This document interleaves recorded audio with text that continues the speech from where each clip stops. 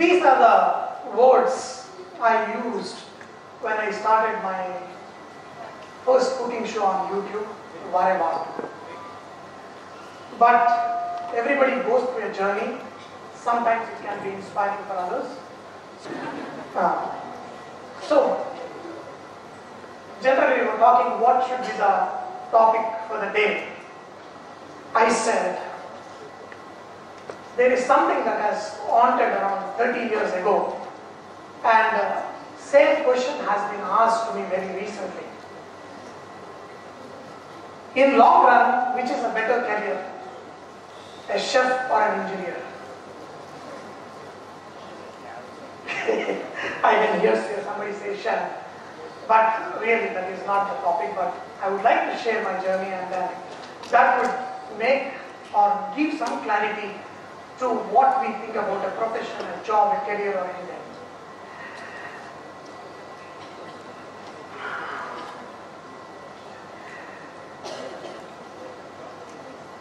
Years ago, chef, a job of a chef was not even thought about in the families, especially in a city like Hyderabad. So I did go through a little bit of really. It was kind of a stigma, not for me, but people around.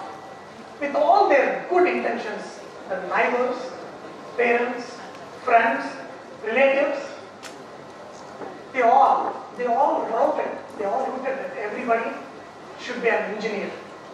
So they were all expecting that I should be an engineer. But my love for cooking is what made me decide that I should go and become a chef, not an engineer at that point of time. But even before, the neighbors and everybody, even my father, was like, when I joined hotel management, my elder brother was doing his engineering. So I overheard him say many times that my elder son, Sunil, is set for life, but I don't know what's going to happen with Sanjay.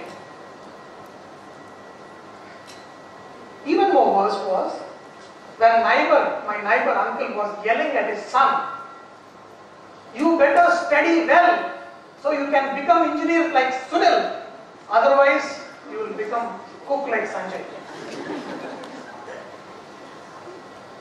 And even when I was posted as a young chef, I saw one more time, somebody said, "I thought you were an engineer." I was working in a 5-star hotel in Baroda, and every evening I used to love go for swimming. I was young. In the swimming pool, I was attracted to another very young girl. So, in the water we were swimming, looking at each other for 2-3 days. Finally, the thing happened. We started talking. And, yeah, my name is so-and-so and all that. Thing came, "What do you do?" And I'm like, I said, "I'm a chef." The next moment, the girl took a dive, went away, and from then I never got a smile back.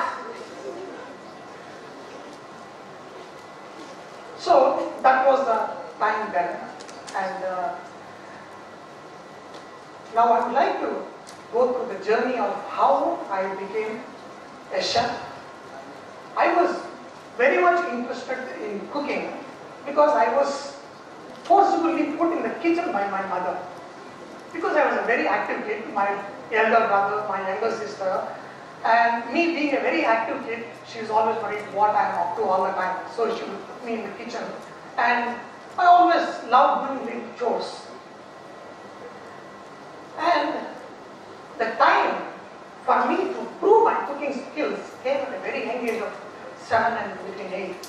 My mom was briefly hospitalized, and the task of cooking 3 meals a day fell on those beautiful, wonderful, tiny hands of mine. And I was, first time, I started cooking 3 meals. First, I didn't know. I was like, I put on the water as my mother did, put the water with the rice and everything, put it in, and put the whistle on. And it wasn't making the noise. I was waiting for that whistle.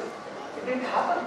And then, my neighbor auntie came to rescue and said, oh, you didn't put the gasket. Oh, okay. So, my education started in the kitchen there. Okay, I have to put the gasket, then the pressure bells, and few of my first curries were simple tempered dal or scrambled eggs or making dosa. These were my first few recipes. But I started loving to be in the kitchen and cook. Little did I know that, probably I'm very lucky that something I was falling in love, something I became passionate, and this will eventually become my profession. Very few people will be lucky like that. But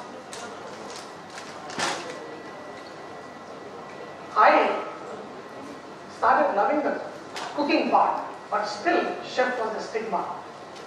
Then how did I become from a cook to a celebrity chef?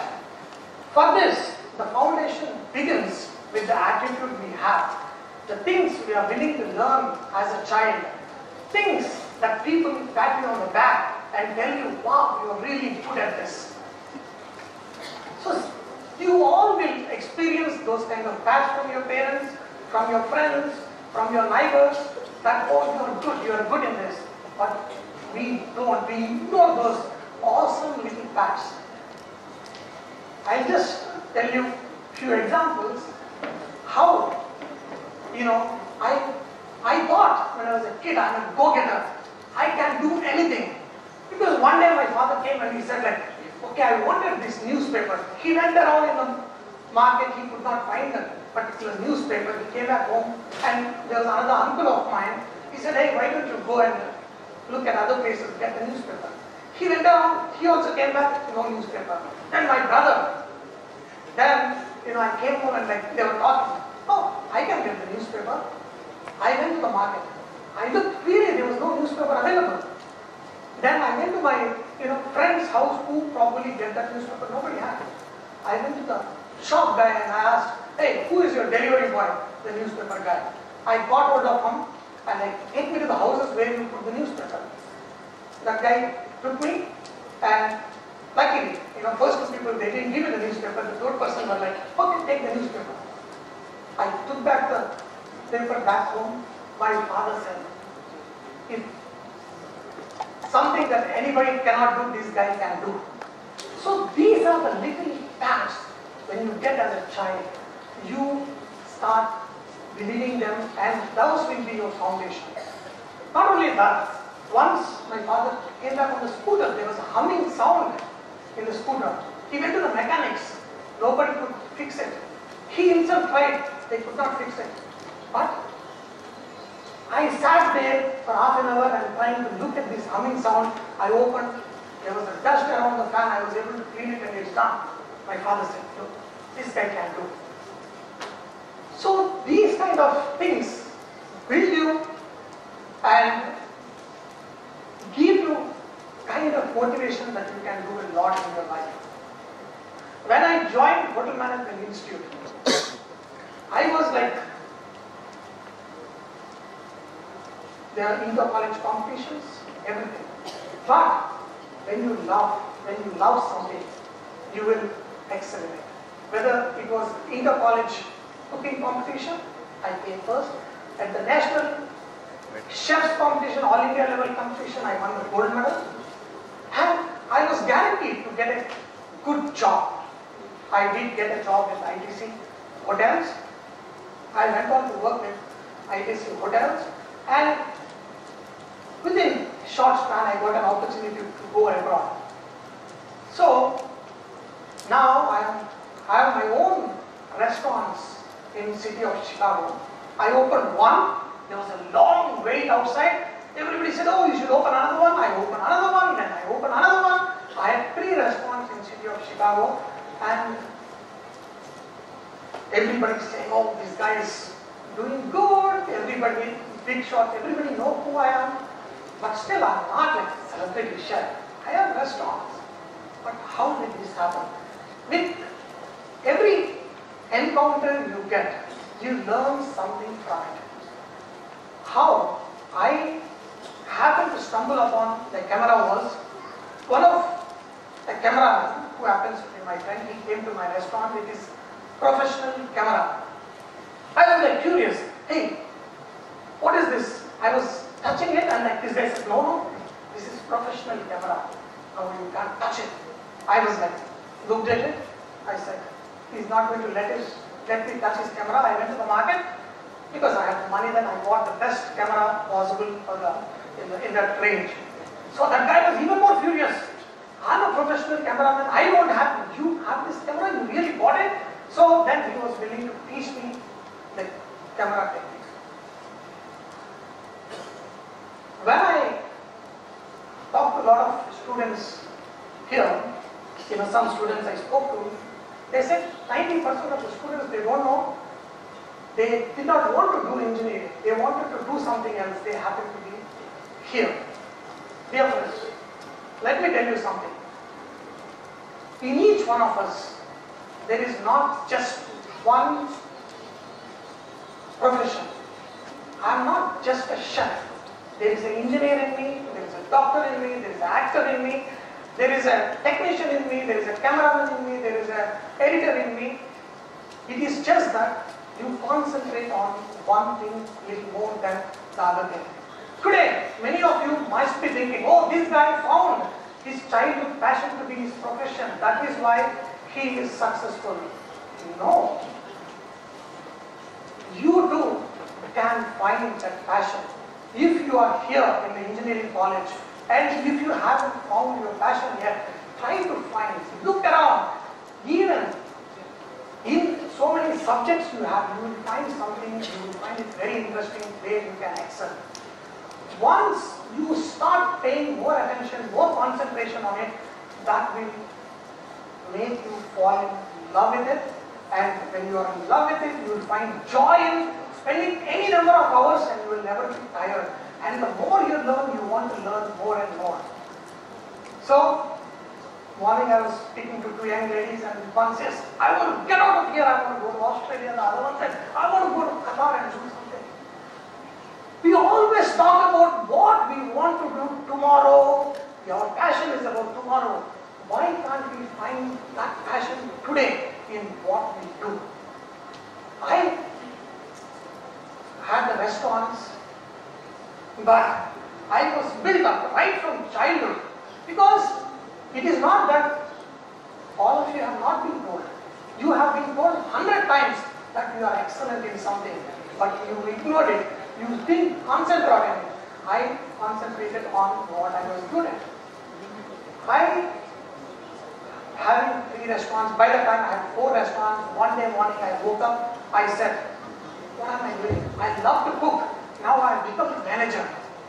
I am managing people, I am not getting time to cook. I love to cook.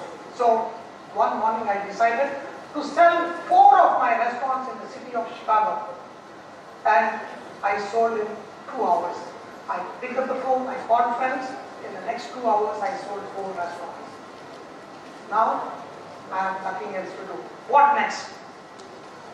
But, when I was in your age, especially like in college and all that, there used to be a saying, money flies in the air.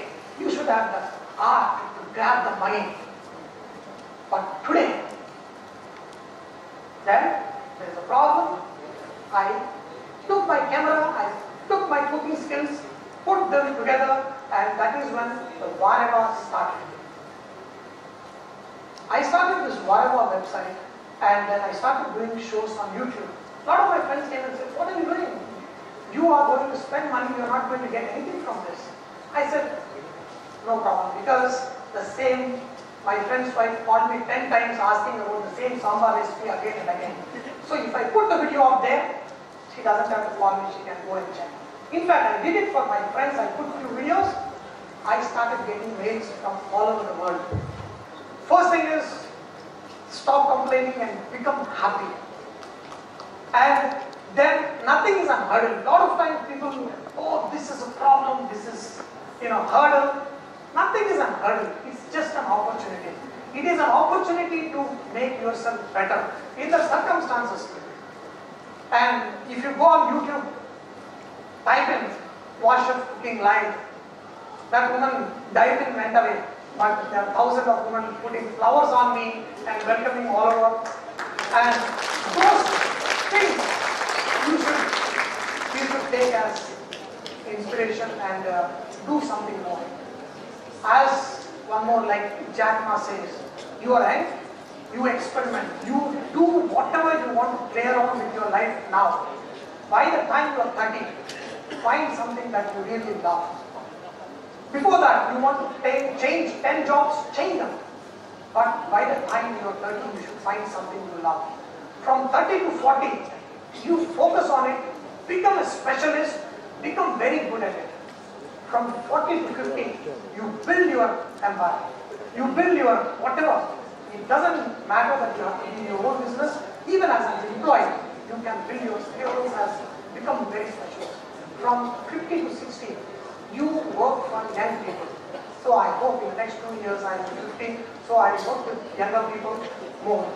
And may not be as, and success also is very comparative. Means I am successful with my background, where I come from. I am successful compared to my friends, my colleagues in the industry. But had I been, son of Tata Birla, I would have been a joke. So it's always a comparison. So don't fall for the trap. Do what you love. As long as every day morning you wake with a smile, you go to do your work with a smile, you are successful.